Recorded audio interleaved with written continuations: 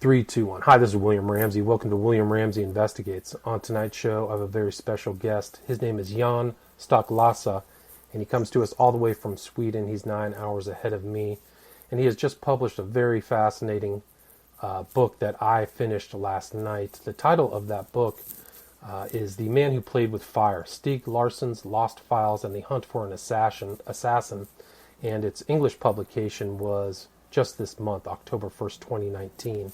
So it's available now on Amazon, and it's a very fascinating book of events that took place in Sweden with the death of Olof Palme. But Mr. Stocklassa is published the book in Europe last year. The title of that book in Europe is Stieg Larsson's Archive, The Key to the Palme Murder, and it has been sold in 50 countries and translated into 27 languages. And his first book was published in 2007. That title is Caught by Prague, and is based on real events that exposes corruption in connection with Saab and British Aerospace's attempts to sell supersonic jet fighters to the Czech Republic. And in the aftermath of that book, police investigations were opened in 7 countries. He has also been a Swedish diplomat and launched new newspapers in the Czech Republic, I think at the time, and has been also a journalist. So his website is his last name, Stocklassa, STOCKLASSA.com. And I'm just delighted that he's here today. John, are you there?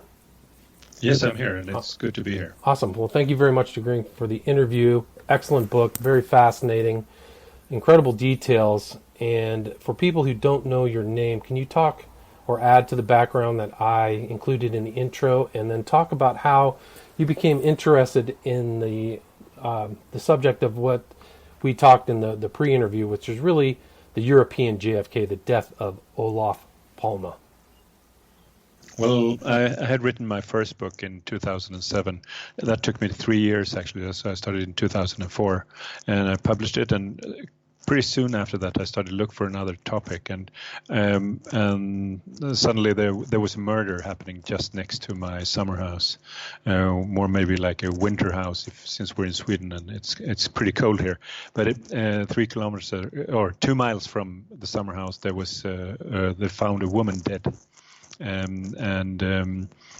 googled the name of the farm where she was killed, actually, and I found a completely different murder, 170 years earlier on that same spot, and that I was really fascinated by that. So I started looking for more places where there may have been double murders or double crimes, and I found a few more spots in Sweden. I was going to write a book about that. But when I was doing research into that, I found a place in the center of Stockholm where there was a crazy person living who was running a campaign against our Prime Minister, Olof Palme. And I started doing research into this character because he would be really great in that book that I was writing. And in an archive, I found a paper that wasn't signed, speaking about a middleman in the murder of our Prime Minister. And I asked the lady who had the archive, who wrote this, and she said, Stieg Larsson, the crime writer. And I was completely flabbergasted. I didn't know what to say. Why do you speak about our crime writer, that he was doing research or whatever? And she said, yeah, he spent many years actually doing research into the unsolved murder of the Swedish Prime Minister Olof Palme. So that's how I got into this story, by a lot of coincidences, actually. Interesting. And for people who don't know about Stieg Larsson, can you talk about him and his importance to Swedish crime fiction? Well, Stieg Larsson is the star of Swedish crime fiction that you may know under the name of Nordic Noir or Scandi Crime or something like that. But he has sold 80 million books. It's the Millennium series, The Girl with the Dragon Tattoo, you may know. And actually, he knew that he would be famous. He just turned 50 years old. He had written 3 books, handed them in for publishing. And just then, when he had got his first advance, he walked up 7 stairs and got a heart attack and died.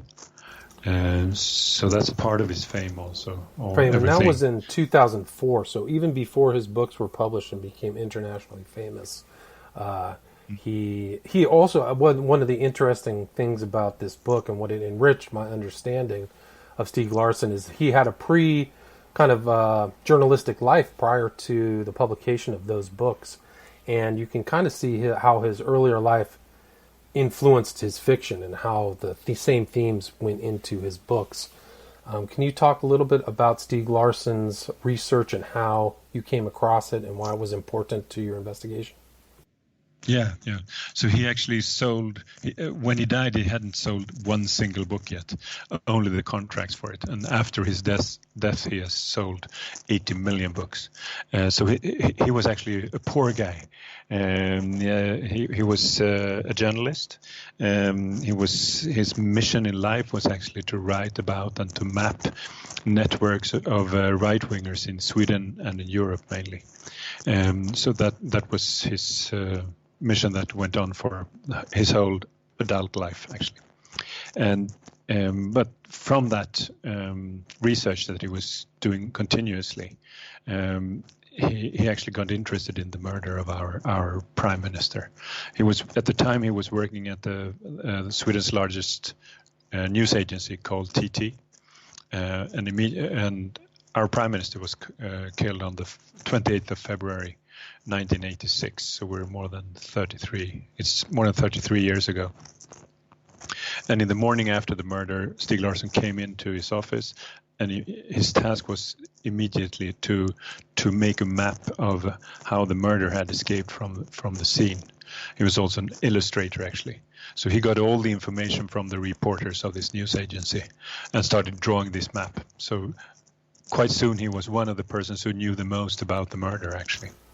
That's fascinating. So he was writing articles and really on site, and that murder was a shock to the people of Sweden of all different political backgrounds. Can you talk a little bit about how the murder took place and the events surrounding the death of Olof Palme in 1986? Yeah. It's definitely a defining moment in Swedish history, and if you would compare it to something in the U.S., it's definitely the JFK. It's a moment that everybody in Sweden, they know what they were doing when he was killed, and what they were doing when they heard about the murder. It was obviously winter. And the winter is dark and cold in Sweden. And it was a Friday night, and our prime minister had decided to leave his home together with his wife. They had called off the bodyguards. That was something that would sound naive today, but in those days, he actually thought that he would be safe in Sweden. Nothing would happen. That he was in a safe haven in the world. That proved wrong. They went to a cinema, to a movie theater. The late show started around 9 p.m. in the evening. They got tickets, even though it was sold out, since he was the prime minister. They managed to get some seats for them. And 2 hours later, lots of time for someone to prepare, they stepped out of the theater, started walking along a street, and some half a mile later, a man stepped up from behind and shot one shot in the back of our prime minister, and he fell down. And before he hit the ground, he was dead. And it was a very high caliber weapon, right? It was a Magnum 357, is that right? Yes, correct. And also metal piercing ammunition. So it was not the best gun to use for such a killing. And the fact that they only shot one shot is something that make me and many other people think that it was actually not a professionally performed action. Fascinating. So there was another shot fired that grazed his wife. Is that correct? So there were two total shots in the middle of the night in a non-silenced weapon, right? Mm-hmm. Yeah. So the Magnum revolver with that type of ammunition is extremely loud, and so no silencer, and also only the 2 shots. So the second one was a miss, as you say. It grazed the wife, and I actually believe that it was aimed for the prime minister, but since they were using the double action, had to use the double action on the second shot, it was actually, he turned the gun a little bit to the right and grazed the wife instead. And then what happened next? The murderer stood for a couple of seconds, then put down the gun into his jacket and started running into an alley, up stairs that are quite steep, 89 steps, and that was almost the last. Oh, that was the last thing we know of him, actually. So Palme died almost immediately. What was his background, and why would he have antagonists who wanted to see him dead? Yeah, that's a really important part of the story, because that's what you realize while reading my book or getting into this topic. Because he was actually quite important in world politics also. He was the greatest statesman of Sweden in the 20th century, possibly in the history of Sweden.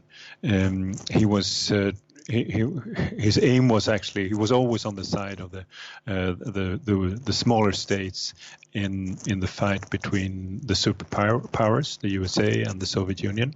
Then he was also on the side of always on the side of the smaller countries, and that the third world mainly. So it was in Africa or in Latin America or in Southeast Asia. And that led to that he had a lot of problems actually in international politics. The Soviets didn't like when he criticized the invasion of Afghanistan or Czechoslovakia earlier. And the USA didn't like when he was criticizing the Vietnam War. So he was actually disliked abroad. And also in Sweden, he was actually loved by half the people and hated by half the people, if you simplify slightly. Right, and he was a devotee of what was known as the Third Way, right? So he didn't align himself with either power bloc, but still had I would say, a strong social conscience. He was involved in the anti-apartheid movement. He had been in contact and friends with people in South Africa. So, and also just involved, he was a very high IQ person, also was from a privileged background. Is that correct? Yeah, definitely. The anti-apartheid engagement went on for his whole political life. His first political action was actually to give blood and collect money against apartheid, in the fight against apartheid, for the fight against apartheid. And so he was that type of character who was actually engaging always, what he called the third way in politics. And you had a question more there? William? Are you there? I hit mute. Is there anything else about Olof Palme that you would like to add, or that I missed? You actually said some. I missed a part of your question. I forgot it. So I apologize. I'm hitting the mute button. I'll edit this out. Is there anything about Olof Palme, about his third way or his activism, or anything else that you would like to add before we kind of get into the details of the investigation into his assassination? Well, Olof Palme was from the upper class. So when he became the leader of the Social Democratic Party, he was actually viewed as a traitor of that camp, the right-wing camp of Sweden. And at the same time, he was so intelligent and so well-spoken that he came out quite arrogant in debates. So he was, even among social democrats, he was also considered at least foreign. So he had actually enemies in all camps, also in Sweden. Gotcha. And so how did the investigation progress? And can you talk about Stieg Larsson's investigation as well, please? So if Olof Palme was the greatest statesman of Sweden, he was actually too big for such a small country as Sweden. And when he was killed, the murder also became too big for Sweden, for the Swedish police. So they didn't know how to handle this. So from the beginning, from immediately after the murder, everything was handled, or not everything, but there were a lot of mistakes made in the first night and continuing through the first years of the investigation. One of the mistakes was actually to appoint what the government thought was a very loyal investigator, a person who was actually close to Olof Palme, Mr. Hans Holmér. The only problem was that he was a high police officer, but he had never investigated a murder, and he became the responsible. He actually started going immediately in the wrong direction. He was starting to look at the Kurdish Liberation Army, the PKK, Liberation Organization, the PKK, and went for that trail for a full year before he was sacked, actually. So we lost a full year of investigation. And obviously Stieg Larsson was following this, and he was gathering his own information, and he was gathering information mainly on right-wingers in Sweden, right-wing extremists. That was sort of the second trail that some police officers believed in, but they didn't get the attention of the head of investigation. And at that time, Stieg Larsson was working for, it was described in your book, it was they called it a radical magazine. But how would you describe his work and his outlook at that time in 1986? Well, in 1986, he was, and for quite a number of years, he was actually still working in the news agency, and that was more of a normal media outlet, collecting information and distributing to newspapers. Some years later, he started the radical magazine called The Expo, which is the role model for Millennium in his novels. But he was since he was at this news agency, he got a lot of information, and together with the mapping and the research that he was doing into the right-wing networks, he was actually one of the people that knew the most about what became the main trail in the second year of investigation. I see. Now, what was that trail? That was the right-wingers of Sweden that were cooperating together with the South African Secret Service to kill our Prime Minister. And Stieg Larsson started collecting the information and actually handing in information also to the Swedish police. He wrote memos, and he met them several times and handed in information that they acted on in the second year of investigation. And he was a very detail-oriented investigator and kept a lot of his newspapers and files. And can you explain at what point all of that information, you became aware of that information, and how you got a hold of it and how it was integrated into the book? Well, let me just add that in the second year, after the second year of investigation, it was really close actually that they would have solved the murder if Stieg Larsson was right, and I believe he was. But then we got a new head of investigation that said, no, it's not a conspiracy. This is a loony, one person who has killed our prime minister, and he went off in the wrong direction again, and we lost. That went on actually for another 3 decades. That was Christer Pettersson, is that correct? Yeah, the person that they found was a drug abuser called Christer Pettersson. But just 2 years ago, we got a new DA, new prosecutor, who's leading the investigation, and he's called Christer Peterson. So the prosecutor, Christer Peterson, has said that no, it wasn't the drug abuser Christer Pettersson who did this. So they have got the same name actually, which is another twist in this story that I think only Stieg Larsson would have made up. Yeah, I mean, you can see that the whole twists and turns of this real life situation informed his fiction. It just feels like even the vignettes in your book, you can just see this kind of Swedish, kind of Gothic elements of this put into his fiction. It's really fascinating. It's really incredible read for me. Yeah, that's good to hear. Yeah, sorry. Sorry. So, how did you find out about Stieg Larsson's investigation into this, and how did that become something you looked into? Well, you can imagine how Stieg felt when they went off in the completely wrong direction for actually a long time. But he continued his work until he died in 2004. He knew that he would be famous, and he had a lot of information on the murder of Olof Palme. But when he died, the people around him, they were completely paralyzed. They didn't know what to do with everything. And there was this turbulent situation with a suddenly world famous close person to them.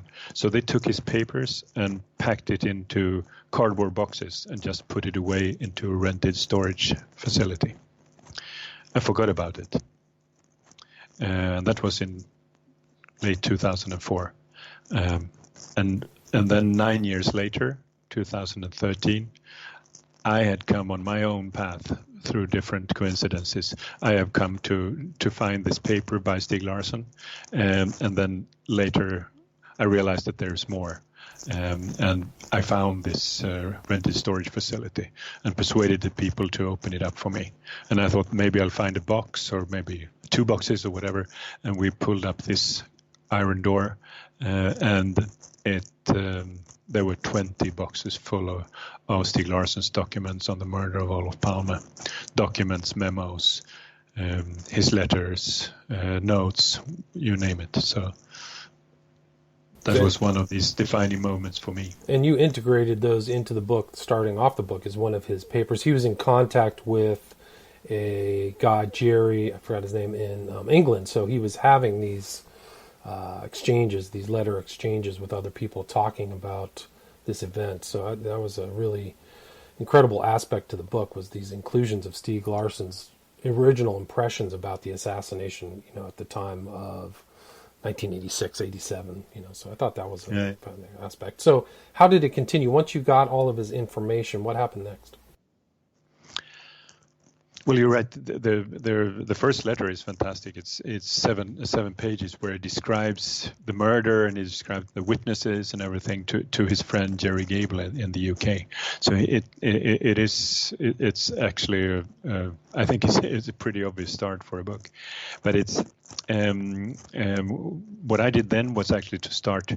I started scanning, I started reading, I started organizing it, and it was pretty clear pretty early that he tried several theories over the time, as an investigative journalist should do, but then he quite soon had a main theory, and that was that the South African Security Service organized the killing of our Prime Minister. They used a middleman that Stieg Larsson handed in a memo about, a 30-page memo that he handed in to the Swedish police already 1 year after the murder, and that middleman found helpers and patsies in Sweden, Swedish citizens that were actually helping out in the murder, and they were mainly right-wingers. And Bertil Wedin, was that the middleman that you're describing? Yes. Yeah, that's Bertil Wedin in northern Cyprus. That's the middleman that Stieg Larsson wrote about. And Bertil Wedin was part of a Stay Behind group and had affiliations with Operation Chaos or something. You wrote about that. And I think those are themes that my listeners would know. I've covered Operation Chaos, but you did? Cool. Yeah, so that's great.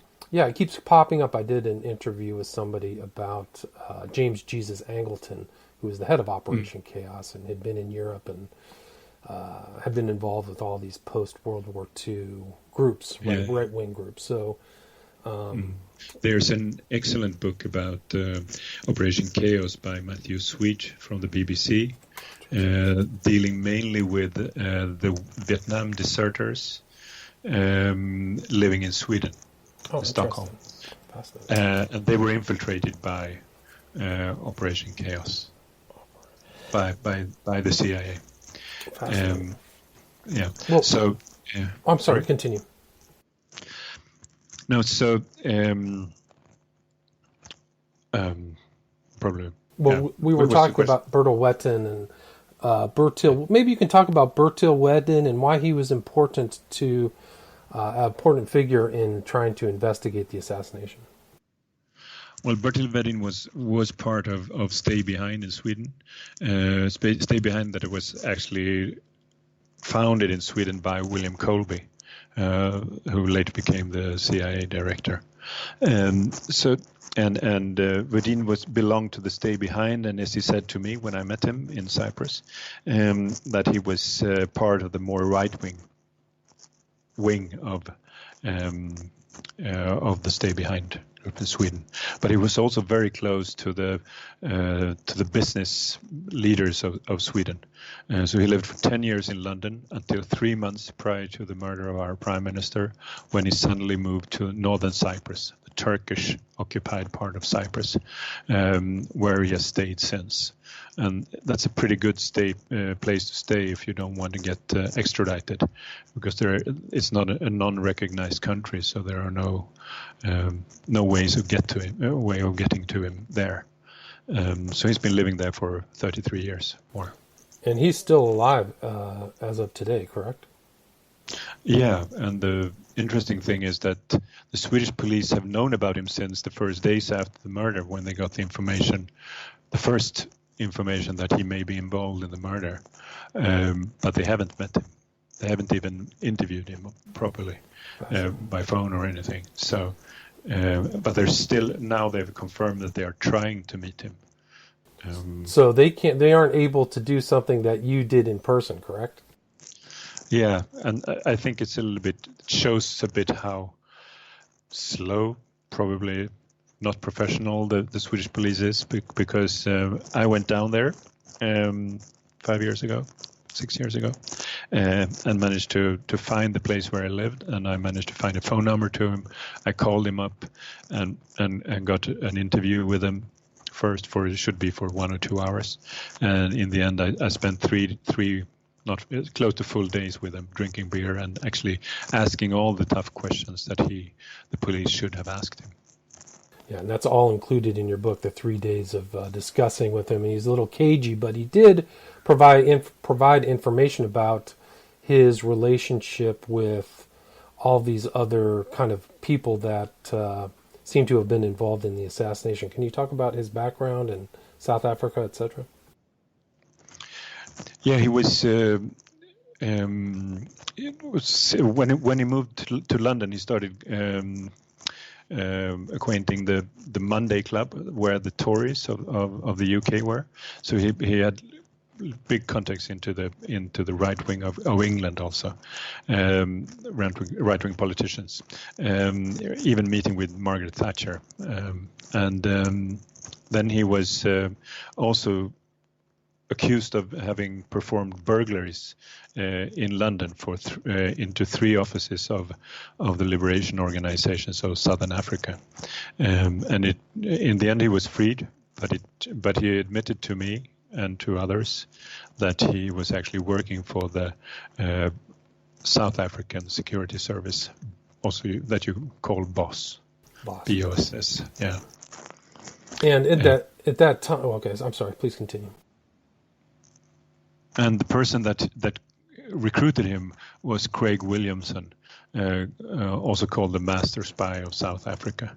And Bertil Vedin, he told me how he actually got to hear about him after a scandal in Sweden where Craig Williamson had been infiltrating an organization, and when he was revealed as an infiltrator, Bertil Vedin read about him and admired him so much that he went down to South Africa to meet him and started working for him, handing in information to the South African Security Service. And at that time, let's see, in 1986, the apartheid was kind of on its last legs in the 80s. I think the final change of government was 1994, but there were the South African intelligence security services were very active, not only in South Africa, but all over Europe as well, trying to engage in a covert war to restrict anti-apartheid activists. Can you talk about that? Sorry, can you repeat the question? It's a little too long. But the South African security services were involved in bombings and anti-apartheid. They were trying to subvert anti-apartheid activists. And I think that that's important in looking at the Palme case, because I think within that context you can see all these bombings and killings that were taking place in Europe at the time. Does that make sense? Yeah, it does, definitely. They were, and they were doing it. The South Africans were actually active also in Europe, so they were actually carrying out terrorist acts, we'd call it, in Paris and in London, bombings, shootings, and also in other countries, and most likely also in Sweden. Not only did we have a prime minister killed in 1986, but in the summer of 1986, there was a bomb in Stockholm in the office of the ANC. The ANC that is now in power in South Africa.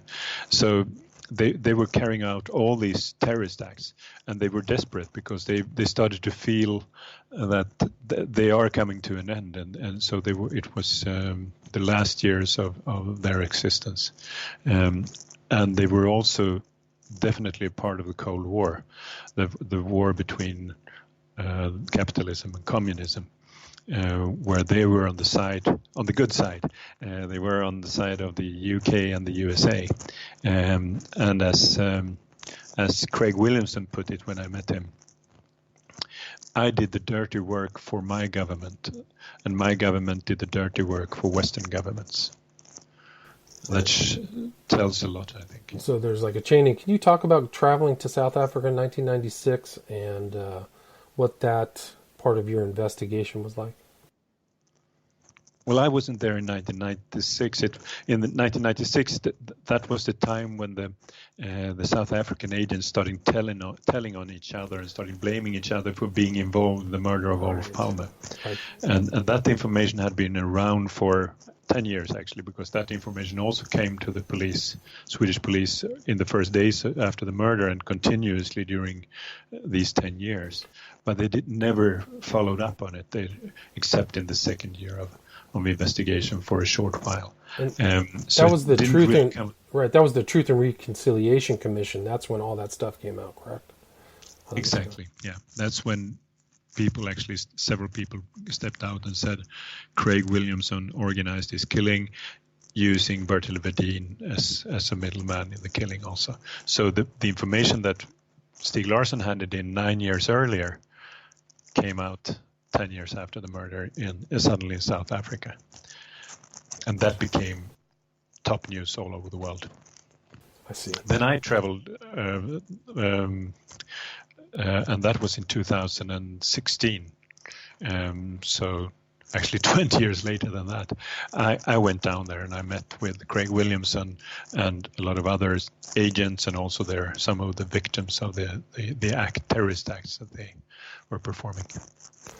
And I found it was interesting that they bombed a personal friend of Olof Palme. I think she was one of the leaders of the anti-apartheid movement there. Was it Fleck, or she was was it Joe Slovo's wife? Was one of Ruth First in English, or Ruth First, I think the Afrikaans say. But that was a parcel bomb that was sent by Craig Williamson. And he admitted to that also, and he says that it was aimed actually for Joe Slovo, but it was opened by his wife Ruth First, and she died. So that was one example of when actually Craig Williamson was involved in murders, or as he says, actually military acts. They had a different outlook on those bombings and things like that. You talked to McPherson, who casually related a lot of his, all of his kind of warlike activities in a very blithe manner, at least in my opinion. Yeah, it was extremely cynical, and for someone who has not been in a war, it's completely it's hard to understand that you can look at it in this way, even because now it's been peace in relative peace, at least in South Africa for 25 years or so, and it's they should be able to realize what they were actually doing at the time, but that doesn't really seem to be the case. And can you talk a little bit more about what happened after you interviewed Vedin and how your investigation progressed?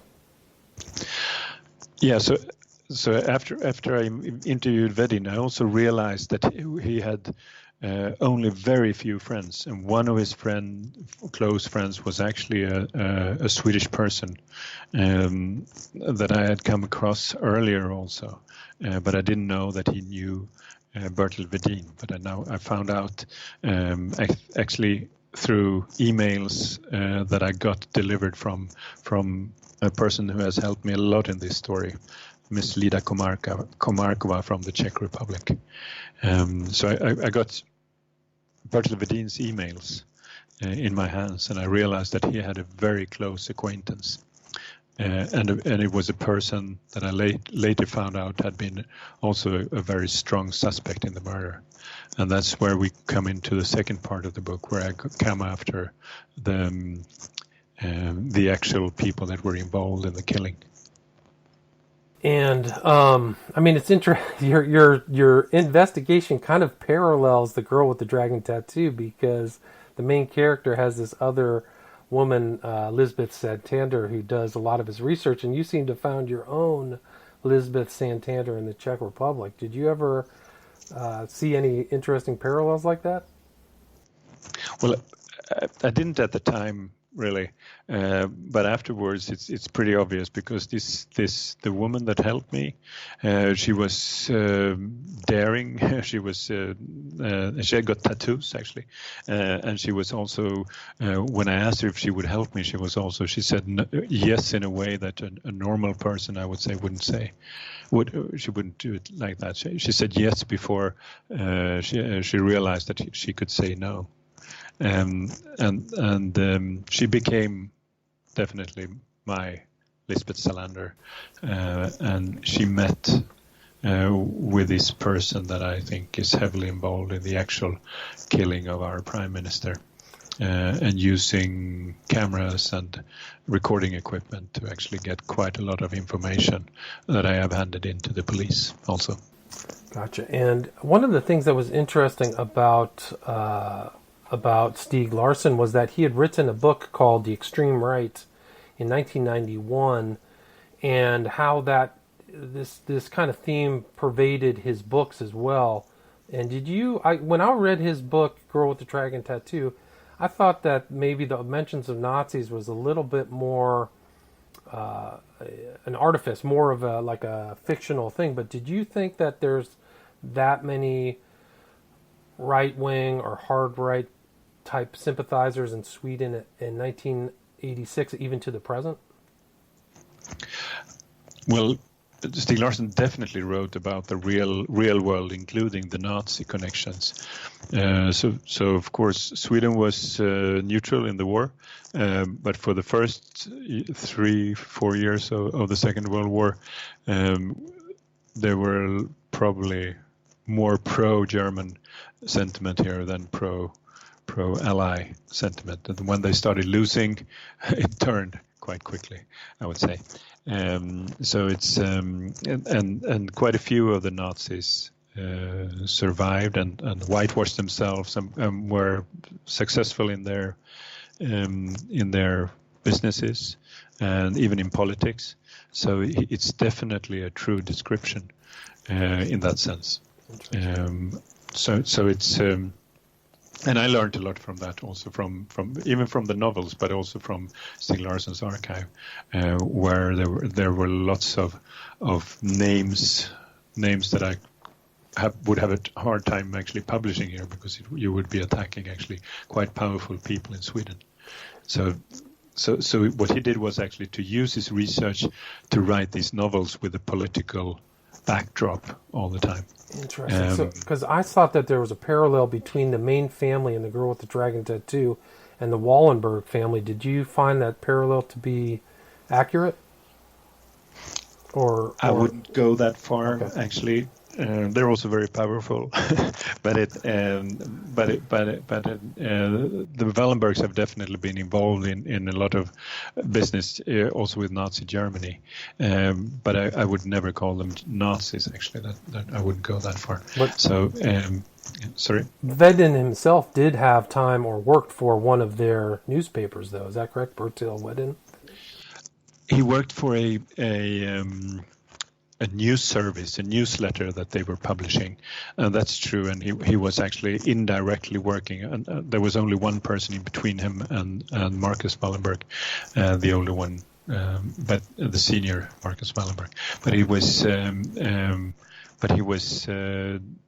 So in that sense, you may say that they have this connotation, but Bertil Vedin is not a Nazi either, I would say. But he calls himself a fierce anti-communist.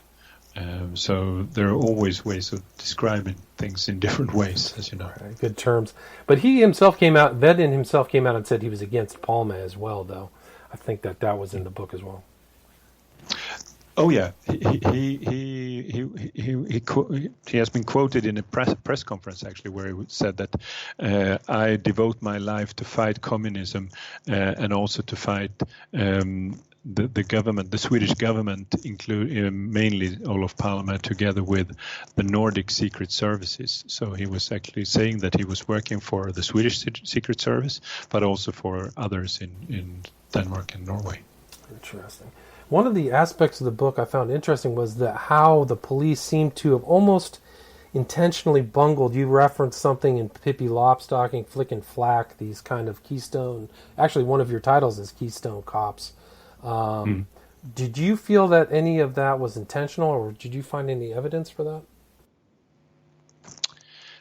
No, I think the quote in the English version on the first page is actually don't put malice behind something where there is enough with stupidity. Right, Hamlin's razor is what you quoted. That's good. I'm going to remember that. So. And that's I would say that there may be one or two actually crooked police officers in this, especially in the secret police. But I think the main thing actually is just that they're just stupid and really, really unprofessional in how they perform the investigation. Well, we are at 45 minutes, Jan. Is there anything I missed, anything you would like to include or while we wrap it up? And how can people get the book? Well, I would say the most important thing for me was actually to write something that is entertaining to read on a quite a hard topic. So it's, if you're interested in these times, but think it is too hard to get into, but you want to read something about it and you like thrillers, so then you should read this book. Was my whole intention. I'll probably follow up with something much drier. So, and the book you can get at Amazon, and also you should be able to get it at normal bookstores all over the U.S. And your website again is Stocklassa, your last name, STOCKLASSA.com. And it is a great read. It is very fascinating, lots of details, and really enriched my understanding of Swedish history and Stieg Larsson. So I commend you for writing the book. It's an excellent book. Congratulations. Thank you, William. That's really great to hear. All right, John. Thanks so much. Have a great day, and I appreciate it. Thank you, William. Take care. Bye-bye. Cheers. Bye.